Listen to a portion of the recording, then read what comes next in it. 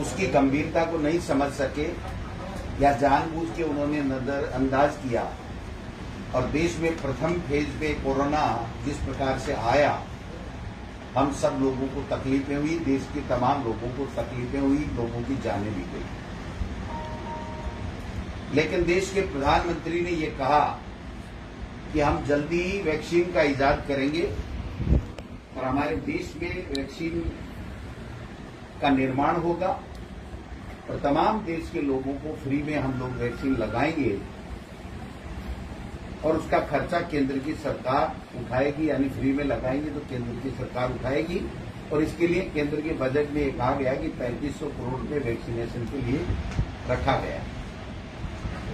लेकिन जब दूसरा कोरोना की वेव आई तो न तो पर्याप्त मात्रा में वैक्सीन केंद्र की मोदी सरकार दे पाई, हमारे देश में निर्मित वैक्सीन बाहर जाती रही, वाई लूटते रहे, हर चुनाव में, बंगाल चुनाव आदि में व्यस्त रहे और यहां पर कोरोना दूसरी वेव इतनी खतरनाक आई कि देश में लाखों लोगों की जान गई। और उस वक्त मोदी जी ने अपने हाथ खड़े कर दिए और राज्यों के ऊपर ये कह दिया कि आप जानो वैक्सीन कहां से आए, कैसे खरीदो, कहां से पैसे का जुगाड़ करो, आप जानो, और चुप करके बैठ गए। हमारी नेता राष्ट्रीय अध्यक्ष आदरणीय सोनिया गांधी जी ने, पूर्व प्रधानमंत्री मनमोहन सिंह जी ने, हमारे नेता राहुल गांधी जी ने और अन्य विपक्षी दलों के तमाम नेताओं ने देश के प्रधानमंत्री से गुजारिश की कि कोरोना की दूसरी वेव बड़ी खतरनाक है, आप लोग वैक्सीन लगाइए, यही हमारे पास में उपचार है, इसके अलावा कोई उपचार नहीं है। अन्य राज्यों के मुख्यमंत्री ने कहा कि आप हमें वैक्सीन उपलब्ध कराइए और यहां तक कह दिया कई राज्यों ने तो कि अगर आप पैसे नहीं देना चाहते हैं तो हमको कम से कम वैक्सीन तो उपलब्ध करा दो, पैसे भी हम दे देंगे। लेकिन वैक्सीन देने की नीति के ऊपर, वैक्सीन बनाने की नीति के ऊपर देश के प्रधानमंत्री जी पूरी तरीके से फेल हो गए। एनडीए सरकार पूरी तरीके से, उनकी नीति देश के लोगों के हितकारी नहीं होकर के अहितकारी हो गई और उसकी वजह से लाखों जानें गई, जो आप और हम सब पूरी तरीके से देख रहे हैं। और जब पूरी दुनिया में हमारे भारत सरकार की थू-थू होने लगी, बेइज्जती होने लगी, क्रिटिसाइज होने लगे, बड़े बड़े लेख उनके खिलाफ छपने लगे, तो आखिर उन्होंने, मैंने कल भी कहा था कि एक हमारे मारवाड़ी में कहावत है, लोकोक्ति है, जो गूगल के ऊपर आप सर्च करोगे मिल जाएगी कि अटका बनिया उधार दे, यानी स्वार्थी व्यक्ति और मजबूर व्यक्ति न चाहते हुए भी वो फैसला लेता है जो वो नहीं चाहता है। तो आज देश के प्रधानमंत्री जी ने जो फ्री वैक्सीनेशन का फैसला लिया है, वो उन्होंने मजबूरी में लिया है। देश और दुनिया में उनकी बदनामी हुई है। देश के लोगों में जो उनकी लोकप्रियता, कभी किसी चैनल से कभी किसी चैनल से आकलन करते हैं तो 80-85% बताई जाती थी, वो घट करके 12-13% के ऊपर देश के प्रधानमंत्री की लोकप्रियता आ गई।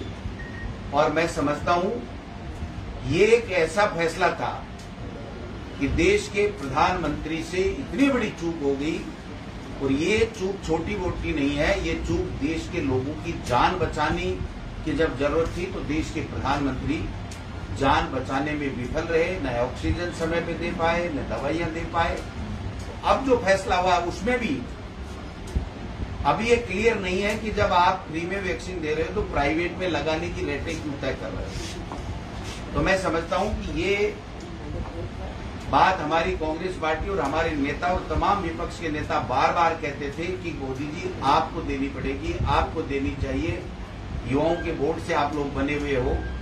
वैक्सीनेशन के लिए दुष्प्रचार हमारे खिलाफ, हमारी 5-4 सरकारें जो कांग्रेस की या कांग्रेस के गठबंधन में बनी हुई हैं, उनके खिलाफ वैक्सीनेशन वेस्टेज के झूठे आरोप लगाए गए।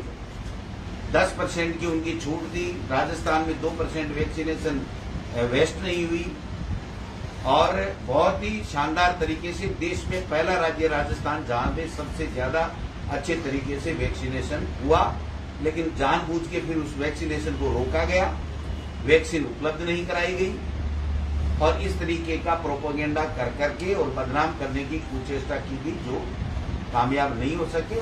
अब देर आए दुरुस्त आए, लेकिन देश के प्रधानमंत्री जी से आग्रह करना चाहता हूं कि 18 से कम के बच्चों के लिए भी आप ऐसा कोई प्रयास कीजिए जिससे उनकी जान बच सके, उनको भी वैक्सीन कराने की आवश्यकता है।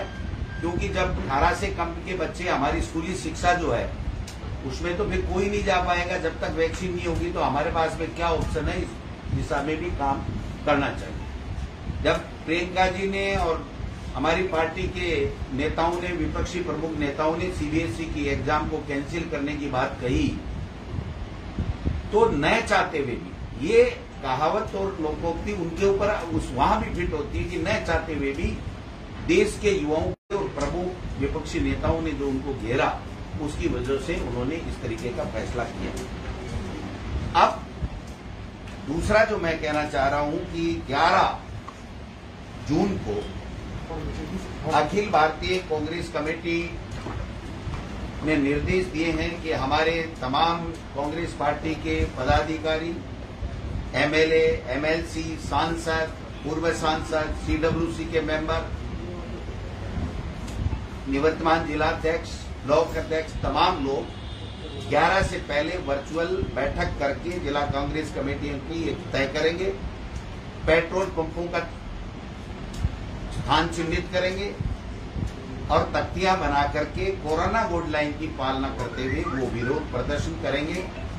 क्योंकि जो महंगाई के हाल हैं वो मैं आपको बताना चाहता हूं, जिसके कारण से आम लोग दुखी हैं, जीना दूभर हो गया है। अप्रैल 2014 में मनमोहन सिंह जी की जब सरकार थी तो क्रूड ऑयल था 108 प्रति अमेरिकी डॉलर कच्चा तेल, और तब पेट्रोल 71 रुपए और डीजल 57 रुपए कुछ पैसे। आज जब जून 2021 में क्रूड ऑयल 61 रुपए प्रति डॉलर प्रति कच्चा तेल प्रति बैरल है, तो इनके भाव हैं 102 रुपए 82 पैसे पेट्रोल की कीमत है और डीजल की कीमत है वो 95 रुपए 96 पैसे, और एक वो प्राइम होता है वो तो 100 के लगभग या 100 ही है। यूपीए सरकार के समय डीजल के ऊपर जो वेट था वो 3 रुपए 56 पैसे था, अब करीब 32 रुपए। मोदी सरकार ने 7 साल में जो एक्साइज ड्यूटी 12 बार बढ़ाया, केवल 2 बार घटाया। अक्टूबर 2017 में एक्साइज ड्यूटी 2 रुपए घटाई, 18 में 2 रुपए घटाई। इसके अलावा हर बार एक्साइज ड्यूटी डीजल और पेट्रोल के ऊपर बढ़ाई गई है। मई 2020 में एक साथ पेट्रोल पर 10 रुपए और डीजल पर 13 रुपए एक्साइज ड्यूटी बढ़ाई, और केंद्र को जाने वाली एक्साइज ड्यूटी 32 रुपए 98 पैसे के लगभग आज है। पेट्रोल डीजल की महंगाई, केंद्र की तरफ से लगाई जा रही एक्साइज ड्यूटी भी कटघरे में है। राज्यों को जो एक्साइज ड्यूटी से मिलने वाला पैसा है उस एक्साइज ड्यूटी को कम किया जा रहा है, और केंद्र को जो मिलने वाली एक्साइज ड्यूटी है उसको बार बार बढ़ाया जा रहा है। और आज तक के इतिहास में जितनी केंद्र ने एक्साइज ड्यूटी डीजल और 2 से तुलना करें तो पेट्रोल 224% और डीजल 336% के लगभग बढ़ा।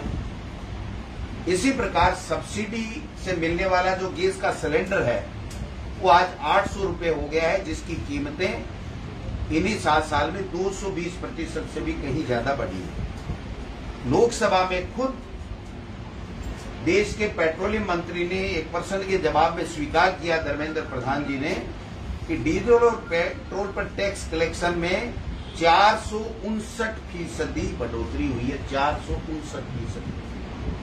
1 मार्च 2014 को 14.2 किलो के घरेलू सिलेंडर 410 रुपए के लगभग मिलते थे, आज वो 800 के पार पहुंच गया।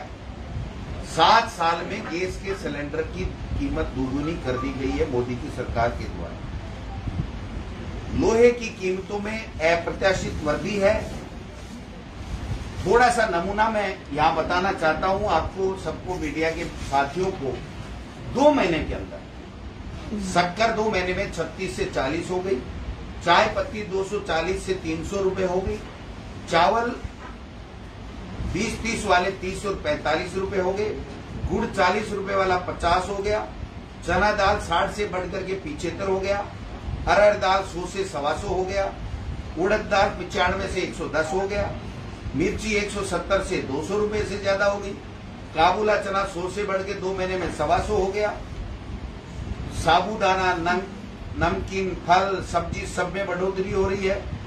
सरसों का तेल 130 वाला 200 से ऊपर हो गया, रिफाइंड तेल 105 वाला 170 हो गया, सूरजमुखी का तेल 130 से 180 हो गया। जनवरी में आटा 25 रुपए किलो था जो 32 रुपए हो गया। अन्य सारी तेल, खाने का सामान, सब चीजें इतनी महंगी हो गई कि आम लोगों का जीना दूभर हो गया है। इसलिए अखिल भारतीय कांग्रेस कमेटी ने यह तय किया है कि पूरे देश में महंगाई के खिलाफ 11 जून को प्रोटेस्ट होगा पेट्रोल पंपों के सामने, कोरोना गाइडलाइन की पालना करते हुए।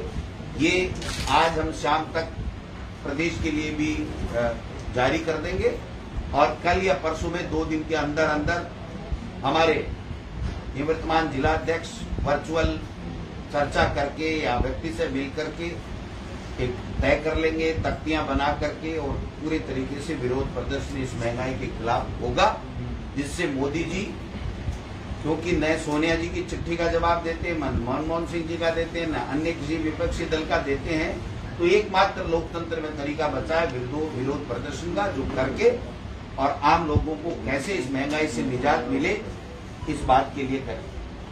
कांग्रेस पार्टी ने एक स्टैंड लिया था कि अगर आपने फ्री वैक्सीनेशन नहीं दिया तो हम लोग सड़कों पे उतरेंगे, चाहे प्रियंका जी हो, राहुल जी हो, तमाम विपक्ष के नेता हो, सबने, और विशेष रूप से जो पत्रकार जगत है जिसमें प्रिंट हो, चाहे इलेक्ट्रॉनिक हो, चाहे दूसरे तरीके से वर्चुअल, ये जो वेबसाइट वाले दूसरे जो भी हो, उन्होंने सबने ये कहा था कि आपका मोदी जी ये निर्णय गलत है, जिससे इस केंद्र सरकार की जो स्थिति हुई है वैक्सीनेशन में, वो मैं बताना चाहता हूं कि हमारे यहाँ कहावत चरितार्थ है। 2 व्यक्तियों ने शर्त लगाई, एक ने कहा भाई हार गए तो तेरे को 100 प्याज खाने पड़ेंगे, तो उसने कहा साहब ठीक है। जब वो हार गया तो उसने कहा 100 प्याज खाओ, 4, 5, 10 प्याज खाए। फिर जब मुंह छिलने लगा तो उसने कहा दूसरा विकल्प है या नहीं है? बोले है। बोले 100 चप्पल खा लो। बोले 100 चप्पल खा लूंगा। 10 खाई तो दर्द होने लगा। उसने कहा नहीं इतने में मुंह थोड़ा ठीक हो गया। तो नहीं, मैं तो प्याज खा लूंगा। तो ऐसे करते करते 100 प्याज भी खाए, 100 चप्पल भी खाई। तो मैं समझता हूं जो एनडीए सरकार की स्थिति है वो आज, चाहे वैक्सीनेशन का मामला हो चाहे दूसरे मामले हो, उनकी वो स्थिति हो रही है कि किसी तरीके से उनके समझ में नहीं आ रहा है कि हमको क्या करना चाहिए। और देश में जो अराजकता का माहौल है, देश में जो भय का वातावरण है जिस प्रकार का है, मैं समझता हूं हम सब लोग इससे दुखी हैं, आम जनता दुखी।